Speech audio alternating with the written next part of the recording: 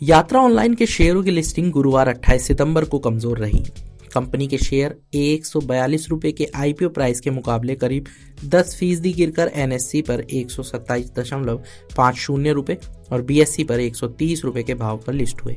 हालांकि बाद में इसने अपने घाटे को कुछ कम किया और कारोबार के अंत में ये बीएससी पर 135.95 रुपए के भाव पर बंद हुआ। स्वास्तिका इन्वेस्टमार्ट की शिवानी नियति ने स्टॉक में निवेश को जोखिम भरा बताया और निवेशकों को अपनी पोजीशन से बाहर निकलने की सलाह दी। यात्रा ऑनलाइन के 775 करोड़ रुपए के इनिशियल पब्लिक ऑफर को 1.61 गुना सब्सक्रिप्शन मिला था। कंपनी ने आईपीओ के तहत 3.09 करोड़ शेयरों को बिक्री के लिए रखा था, जिसके बदले उसे 4.98 करोड़ इक्विटी शेयरों के लिए बोलियां मिली। कंपनी का आईपीओ सब्सक्रिप्शन के लिए 15 सितंबर को खुला और 20 सितंबर को बंद हुआ। शिवानी ने कहा, यात्रा ऑनलाइन लिमिटेड के शेयरों की लिस्टिंग घाटे में हुई।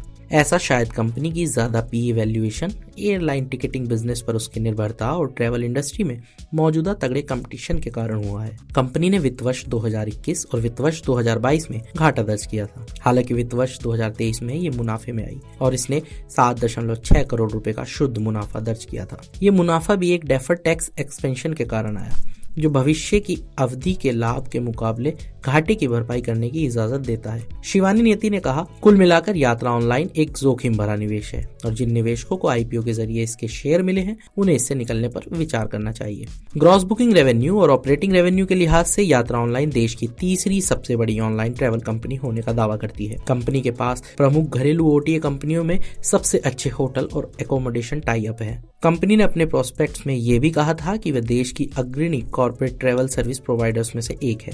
कंपनी के पास देश भर में 813 बड़े कॉर्पोरेट कस्टमर्स और 49,800 से ज्यादा रजिस्टर्ड एसएमई कस्टमर्स हैं।